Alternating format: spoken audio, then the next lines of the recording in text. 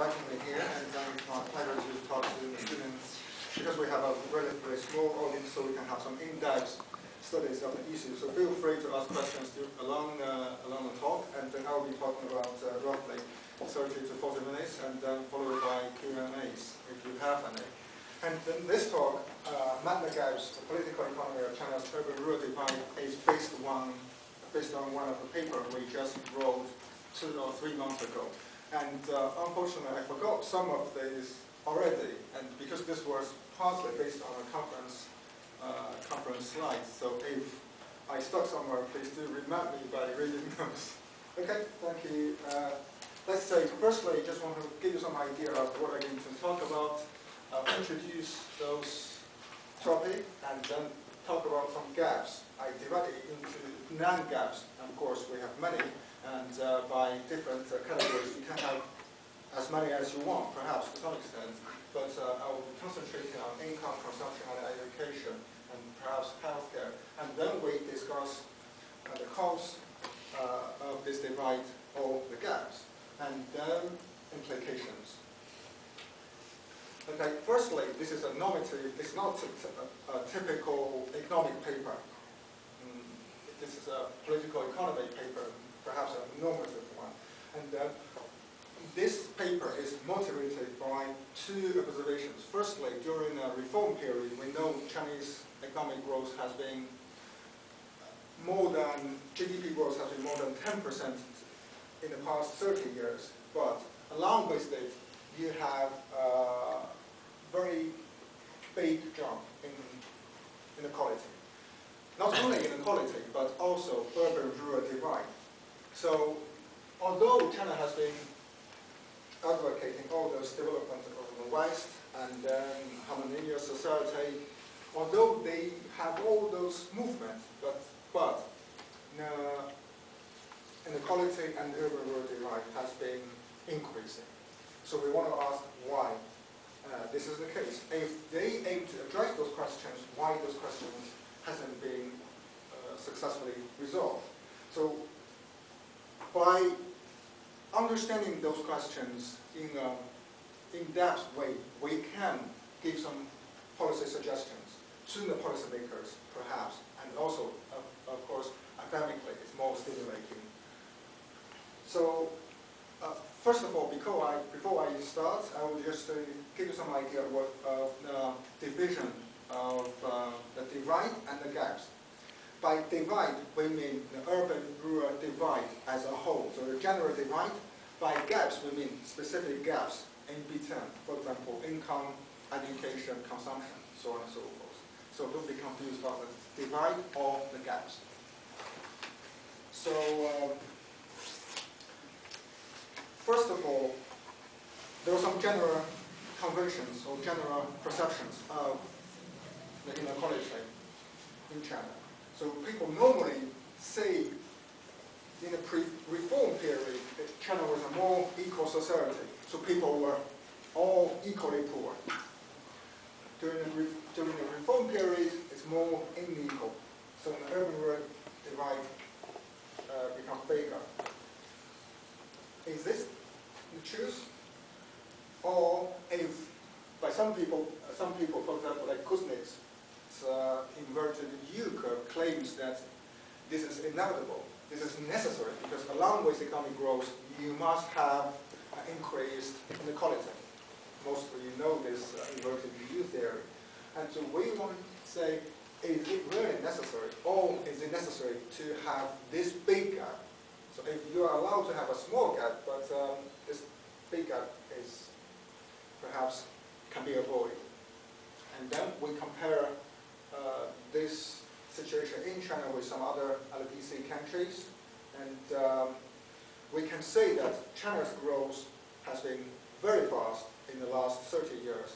So in the world economic history, we never say a country as large as China can grow for the last 30 years at 10% continuously. And also, China's growth has been very orderly to some extent. Because many developments bring chaos, but in China, it's more or less orderly many problems. But at a macro level, it's very helpful. And then now, perhaps, I don't know how many of you know this hukou system in China. You are aware of, or should I give a very brief introduction about this hukou system? Why we have this urban-rural divide in the first place? Why can't rural people move to urban if they feel uncomfortable, if you feel they're being discriminated? They can't. There's no voting by fate system in China because you have a law called household registration system. And then this law prohibits people moving from a place to place, from rural to urban, and then from this urban to that urban. So this system has been introduced since late 1950s because China was pursuing a heavy industry oriented development strategy. So in order to do that, you need to have some fund from somewhere to facilitate the development of industry. How do you do that? You tax rural people. But when you tax rural people, you tax agriculture sector. Those people want to move to urban. In order to prevent that, you stop people from moving by register them into a specific place. So this is why, this is where the hukou system comes from. Largely, of course, hukou system has been existing in China for the last, I would say, 2,000-something years. It was firstly introduced in Han Dynasty.